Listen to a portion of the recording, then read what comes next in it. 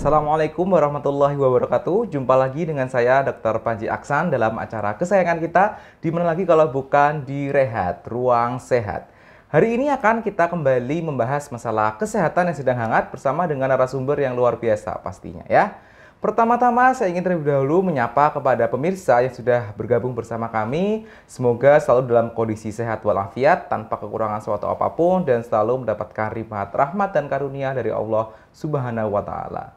Dan tidak lupa saya juga ingin menyapa kepada segenap pengunjung dan juga pasien yang saat ini berada di lingkungan Rumah Sakit Islam Sultan Agung Semarang dan juga Banjarbaru. Terima kasih atas pelayanan kesehatan yang telah diberikan kepada kita, dan semoga segera diberikan kesehatan dan juga diangkat dari segala penyakit. Dan para pemirsa yang dirahmati Allah, tidak terasa ya, sebentar lagi kita akan menyambut Hari Raya Idul Adha 1444 Hijriah. Yang mana nih biasanya sangat ditunggu-tunggu sekali, karena dalam Hari Raya Idul Adha ini salah satunya kita bisa makan daging dalam jumlah yang besar. Namun juga harus hati-hati ya kepada para pemirsa sekalian dengan mengkonsumsi jumlah daging kambing ataupun daging sapi dalam jumlah yang besar. Ini dapat meningkatkan resiko terjadinya berbagai macam masalah kesehatan. Apalagi memang daging-daging ini mengandung kolesterol yang cukup tinggi. Apalagi bila kita memasaknya menambahkan santan ya, seperti gulai, tentunya juga harus diperhatikan. Jangan sampai menyebabkan masalah kesehatan yang dapat timbul. Salah satunya adalah bisa meningkatkan tekanan darah atau hipertensi. Nah, hipertensi ini tidak boleh kita sepelekan ya, karena dapat menimbulkan berbagai macam masalah yang lebih serius seperti penyakit jantung, stroke, dan juga gangguan ginjal. Dan tentunya hari ini akan kita bahas faktor-faktor risiko hipertensi yang lain, yang lebih lengkap tentunya bersama dengan narasumber yang sudah hadir di tengah-tengah kita, yaitu beliau Dr. Lusito, spesialis penyakit dalam konsultan ginjal hipertensi. Assalamualaikum Dr. Lusito. Waalaikumsalam. Ya. Terima kasih sudah meluangkan waktunya di tengah kesibukan, Dok. Ya. Hari ini kita akan membahas tema yang sangat menarik, Dok. Ini menyambut Hari Raya Idul Adha. Kita akan membahas tema kita mengenai waspada tensi naik setelah Idul Adha nih, Dok ya. Biasanya ini kan ketika Idul Adha banyak sekali pemirsa di rumah yang pastinya makan daging ya, Dok ya, daging kambing ataupun daging sapi dalam jumlah yang banyak, dan biasanya menimbulkan masalah tensi tinggi. Nah, ini sebenarnya ada nggak sih, Dok, hubungan antara konsumsi daging yang banyak dengan kenaikan tensi ini? Ada nggak, Dok, hubungannya, Dok? Ya, itu memang sudah ada di masyarakat bahwa mitos bahwa daging kambing itu akan menaikkan tensi. Tapi itu sebenarnya hanya sekedar mitos. Oh, hanya mitos ya, Dok? Tidak ada hubungannya antara konsumsi daging kambing dengan kenaikan tekanan darah. Ya. Dan ini juga sudah ada pembuktiannya, penelitian ilmiahnya juga sudah ada pada tahun 2016, di mana dibandingkan apakah memang setelah mengkonsumsi daging kambing itu tensi naik, ternyata tidak. Oh, jadi untuk pertanyaan ini saya jawab itu adalah mitos. Jadi tidak ada hubungan antara konsumsi daging kambing dengan kenaikan tekanan darah. Ya. Mungkin justru malah cara memasaknya yang mempengaruhi ya, Dok ya. Misalnya kita masak dengan santan, dengan garam yang tinggi. Nah, ini justru yang dapat meningkatkan tekanan darahnya. Kalau begitu kira-kira apa saja nih, Dok, faktor risiko yang dapat meningkatkan tekanan darah tadi, Dok? Ya, faktor risiko sudah jelas ya, ada 9 faktor risiko. 3 faktor risiko yang tidak bisa diperbaiki, mulai dari umur, jenis kelamin maupun riwayat keluarga, dan ada beberapa faktor risiko yang bisa dimodifikasi seperti rokok, konsumsi garam, kemudian diet yang tidak seimbang, di mana ini dietnya kurang sayur, hanya daging saja, ya, kurang serat, ya, kemudian obesitas, kelebihan berat badan, pola hidup yang kurang gerak, dan adanya stres. Itu adalah faktor risiko, dan faktor risiko itu apabila kita mengkonsumsi daging kambing, benar tadi, kalau misalnya tidak ada penelitian ini sebenarnya, satu sup kaki kambing itu ternyata garamnya itu 1 sendok. Nah, garam 1 sendok, itu 5 gram itu adalah batas atas yang diperbolehkan untuk pasien hipertensi. Ya, jadi mungkin garamnya yang bisa naikkan, atau kecap juga mengandung garam. Ya, jadi faktor risiko ini yang mungkin menambahi, yang menyebabkan hipertensi ketika seseorang mengkonsumsi daging. Tidak hanya daging kambing saja sebenarnya. Jadi sebenarnya tergantung bagaimana cara memasaknya ya, Dok ya. Iya. Dan tentunya kita fokus dalam memperbaiki faktor-faktor risiko yang dapat dirubah tadi. Kalau untuk kolesterol bagaimana, Dok, hubungannya, Dok? Kalau kolesterol ya, pada daging ini sebenarnya, daging kambing ini termasuk yang kolesterolnya paling rendah dibanding daging sapi, daging babi, daging ayam, itu paling rendah itu malah daging kambing. Ya, asal konsumsinya wajar 90 gram ya, yang masih bisa ditolerir itu lumayan loh. 1 on kurang 10 gram itu kan masih banyak sebenarnya. Mungkin orang juga nggak habis itu 1 on. Ya, sehari itu sehari. Ya. Baik, jadi ini mitos yang harus diperbaiki di masyarakat ya, bahwa ternyata daging kambing ini justru kadar kolesterolnya lebih rendah bila kita bandingkan dengan daging sapi ataupun bahkan daging ayam. Ya. Jadi yang terpenting adalah bagaimana cara mengolahnya tadi. Bila kita mengolahnya dengan benar ya, tidak menambahkan santan, terutama garam dalam jumlah yang besar, ini sebenarnya tidak akan meningkatkan tensi. Jadi seperti itu ya dok ya? Iya betul. Baik dok. Kemudian dok, kita sekali ini membahas lebih lanjut mengenai hipertensi ya dok ya. Ini kan sering sekali terlewat di masyarakat, banyak sekali masyarakat kita yang jarang memeriksakan tensinya dan setelah datang kemudian diperiksa tensinya ternyata tensinya sangat tinggi, 180 bahkan 90 begitu ya dok ya. Nah ini kira-kira biasanya ini ada gejala nggak sih dok yang menandakan bahwa tensi kita tinggi dok? Ya, itu hipertensi itu kadang asimptomatik, makanya dibilang silent killer ya. Tidak ada gejala apa-apa, tiba-tiba tekanan darah tinggi. Akan tetapi ada beberapa hal yang kadang itu karena itu tekanan darah naik itu akan terjadi sensasi sakit kepala. Yang paling sering itu, tapi paling banyak itu tanpa gejala. Ya. Baik, jadi karena memang bisa jadi tanpa gejala, justru masyarakat harus lebih berhati-hati ya dok ya. Tidak ada salahnya untuk kontrol, medical check up, memeriksakan diri ke dokter meskipun tidak ada keluhan, diperiksa tensinya supaya lebih awal kita mengetahui bila memang ada tekanan darah yang tinggi atau penyakit hipertensi ini. Nah kemudian sekarang kapan sih dok kita ini dianggap menderita hipertensi dok? Kira-kira batasnya ini tekanan darahnya berapa dok? Ya, kalau pada pasien yang sehat ya, guideline WHO sudah keluar ini 2021 yang terbaru ya. Yang tadinya kan tahun 99 itu lama sekali WHO nggak mengeluarkan, itu tetap di angka 140/90. Akan tetapi pada pasien-pasien dengan gangguan atau penyakit kardiovaskuler atau yang setara misalnya pada penyakit ginjal kronik ataupun pada penyakit diabetes itu 130/80. Itu batasnya lebih rendah. Lebih rendah. Ya. Jadi harus hati-hati pada pemirsa sekalian ya. Sekali lagi ya, bila pada pasien yang sehat tanpa ada penyakit komorbid, batasnya adalah 140 untuk sistoliknya atau untuk tensi yang atas ya, dan 90 untuk diastoliknya atau tensi yang bawah. Sementara untuk pasien-pasien yang memiliki penyakit komorbid seperti diabetes, penyakit jantung, ini batasnya lebih bawah lagi yaitu 130/80. Iya, gitu. Bila pemirsa sekalian mendapati tensinya sudah di atas ini, maka harus memeriksakan diri ke dokter untuk mendapatkan penanganan yang lebih tepat dan juga lebih baik pastinya. Gitu ya dok. Nah kemudian ini kita bicara masalah penanganan. Bila tadi memang sudah didapatkan tensinya lebih batas, kira-kira apa penanganan yang harus diberikan dan dilakukan oleh masyarakat dok? Ya, nah, saya sarankan ke masyarakat untuk inisiasi atau awal terapi dari hipertensi itu harus tetap melalui dokter. Karena begitu banyaknya obat hipertensi dan begitu ada kontraindikasi, ada indikasi, ada yang harus dianjurkan obat yang mana untuk kondisi-kondisi khusus itu hanya dokter yang lebih tahu gitu ya. Saya sarankan untuk inisiasi awalnya, awal terapi itu tetap konsultasi ke dokter. Karena juga obat hipertensi ini banyak macamnya ya dok ya. Iya, banyak macamnya. Kadang juga banyak masyarakat ini yang asal beli obat di apotek ketika tahu tensinya tinggi, kemudian asal datang ke apotek langsung beli obat, atau bahkan mungkin karena ada tetangganya yang pakai obat ini kemudian ikut-ikut. Ternyata tidak boleh, karena tentunya dengan obat yang beragam ini juga harus dipahami ada indikasi dan kontraindikasi. Terutama saat inisiasi, saat memulai terapi. Saat pertama kali. Apabila sudah terkendali silakanlah. Nanti kedepannya mungkin bisa ke apoteker, bisa membantu, kemudian perawat bisa membantu, kader saja mungkin bisa membantu, asalkan nanti ada pelatihan khusus. Satu, yang kedua ada SOP yang memang sudah terstandarisasi dan di bawah visitasi dokter. Ya, nanti kedepannya karena saking banyaknya penderita hipertensi ini, mungkin kita juga memanfaatkan apoteker, perawat, sama kader untuk ikut memantau, untuk ikut mendistribusikan obat, untuk ikut menjaga agar tekanan darahnya tetap stabil. Baik. Jadi setelah mendapatkan pengobatan awal dari dokter, kemudian tensinya sudah cukup terkontrol, baru boleh kita beli obat kalau sendiri. di bawah visitasi. Tapi kalau untuk pertama kali inisiasi atau mungkin tensinya masih belum stabil, tetap harus berkonsultasi ke dokter. Begitu ya. Nah kemudian nih dok, banyak juga masyarakat yang menanyakan ketika kita mulai mengkonsumsi obat hipertensi, kan ini memang harus jangka panjang gitu ya. Bahkan ada juga yang harus mengkonsumsi obat tensi seumur hidup. Nah ini kemudian apakah aman dan apakah ada efek sampingnya juga dok? Ya, Itu sebenarnya pertanyaan itu nggak cuma dari orang awam, sama orang profesor pun ada yang tanya itu.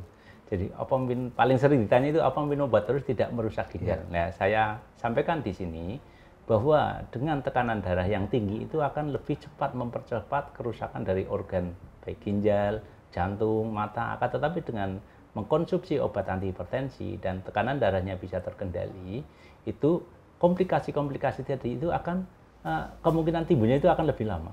Ya. Jadi malah kebalikannya. Kalau nggak minum malah timbul komplikasi. Ya. Jadi pastinya obat tensi yang kita berikan pun sudah banyak pertimbangan ya dok ya, yang memang kita berikan yang relatif aman untuk jangka panjang, justru malah bila tensinya tidak terkontrol akan menimbulkan banyak sekali komplikasi, salah satunya gangguan ginjal. Gitu. Jadi masyarakat tidak perlu khawatir ya, selama tetap mengonsumsi obat tensi sesuai dengan anjuran dokter dan tensinya terkontrol, insya Allah tetap aman dibandingkan dengan tidak mengonsumsi obat tensi. Betul sekali. Nah, tadi cukup menarik juga nih dok, ketika tensi tidak terkontrol justru dapat menyebabkan gangguan ginjal, begitu ya dok ya. Nah, kira-kira apa nih dok komplikasi-komplikasi lain yang bisa timbul ketika tensi kita tidak terkontrol? Dok? Ya, yang paling sering muncul ya mulai dari kepala ya, di situ ada stroke, ada gangguan pembuluh darah di otak. Itu yang satu. Kemudian turun ke mata, dia akan menimbulkan retinopati hipertensi yang akhirnya akan penurunan visus yang berakhir dengan kebutaan. Kemudian dia di jantung, dia akan menimbulkan pembengkakan jantung yang lama-kelamaan akan menyebabkan gagal jantung.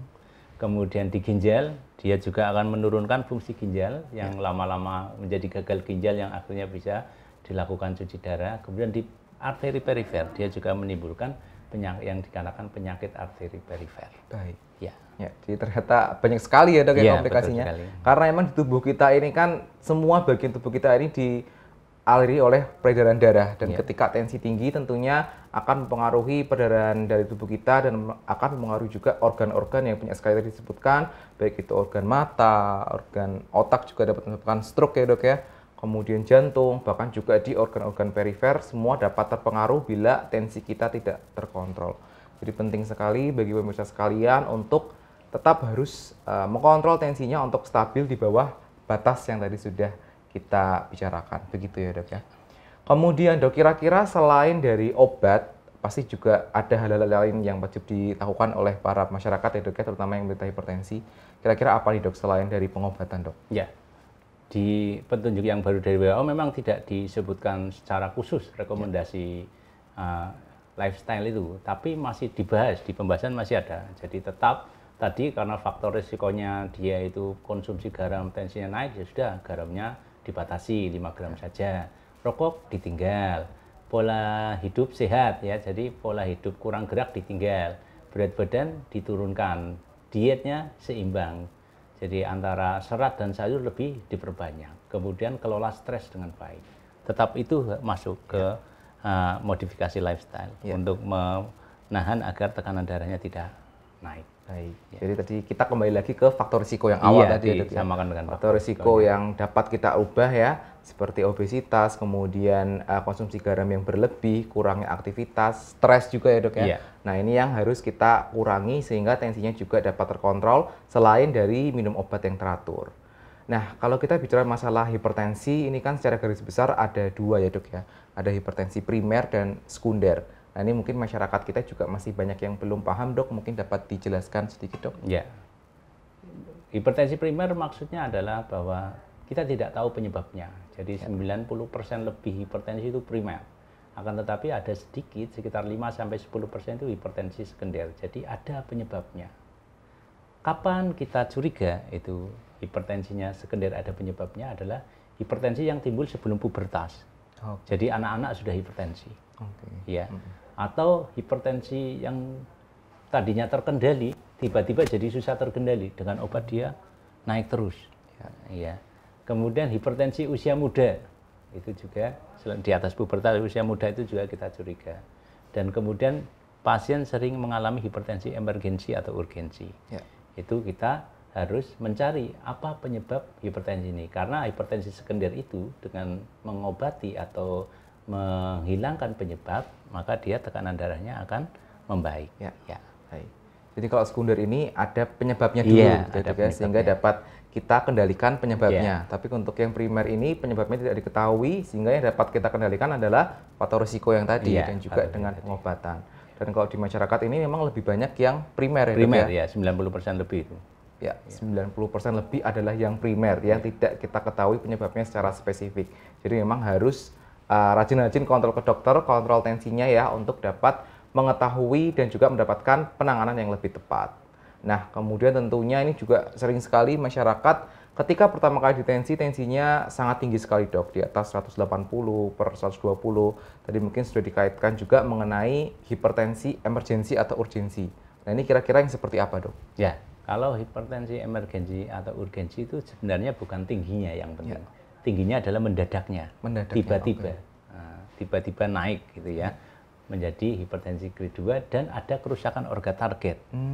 Yang emergensi ya. Kerusakan organ target misalnya ada stroke hemorragik, perdarahan di otak. Kemudian ada juga gagal jantung akut, jadi edem paru, sesek, atau juga ada gagal ginjal akut.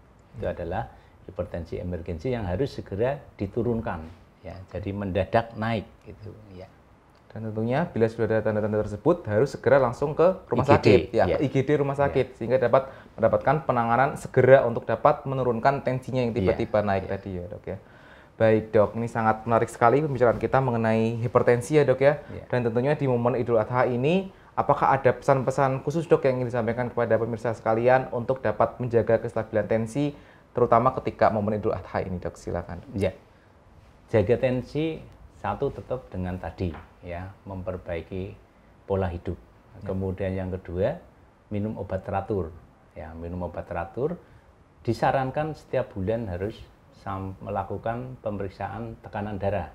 Sampai kapan? Sampai terkendali. Kalau sudah terkendali mungkin 3 sampai 6 bulan boleh, tidak masalah ya. Kemudian berikutnya, mitos bahwa daging kambing akan menaikkan tensi adalah hanya sekedar mitos. Dia tidak ada hubungannya. Yang penting apa? Cara masaknya tadi benar ya. Paling bagus masaknya apa? Dikukus, direbus. Dan apa? Garam atau kecap itu juga akan menaikkan tensi itu. Kemudian saya sarankan untuk pasien-pasien hipertensi ini, walaupun tadi minimal 1 bulan sekali, tapi boleh ngecek atau memeriksa tekanan darah secara mandiri di rumah. Ya, yang penting alatnya terstandar. Dan silakan bertanya kepada dokter Anda bagaimana cara memeriksa tekanan darah yang baik, dan itu ada di medsos banyak sekali itu di YouTube. Cara melakukan pemeriksaan tekanan darah mandiri. Ya, mungkin seperti itu. Yang patut digarisbawahi tadi adalah konsumsi garam ya dok ya. Karena memang garam ini ketika kita konsumsi garam cukup besar akan meningkatkan tekanan darah. Ini kira-kira sebenarnya takaran garam ini perharinya harusnya berapa dok? Ya, kalau takaran garam perharinya itu, kalau ukuran rumah tangga itu adalah 1 sendok teh. 1 sendok teh. Kalau mau nimbang itu 5 gram. Itu maksimal. Maksimal 5 gram. Sebenarnya maksimal sangat sedikit ya dok ya. Harus berhati-hati. Apalagi ini ketika konsumsi makanan instan ini kan biasanya cukup tinggi ya dok ya. MSG-nya. MSG itu kan sebenarnya bentuk lain dari garam ya dok. Yang ini memang harus dibatasi, terutama bila pasien-pasien yang sudah mengetahui tensinya tinggi, harus dibatasi untuk konsumsi garam sehingga tidak semakin meningkatkan tensinya lagi. Ya, baik. Pemirsa sekalian, sangat menarik sekali ya perbincangan kita hari ini menyambut Idul Adha. Tentunya banyak sekali yang khawatir ya ketika mengonsumsi daging dalam jumlah yang cukup besar, daging kambing ataupun daging sapi. Ternyata ini mitos ya, bahwa daging kambing ini dapat meningkatkan tensi. Ini adalah mitos yang sangat sering beredar di masyarakat dan ternyata ini adalah suatu yang tidak benar. Justru yang harus diperhatikan adalah bagaimana cara kita memasak dagingnya.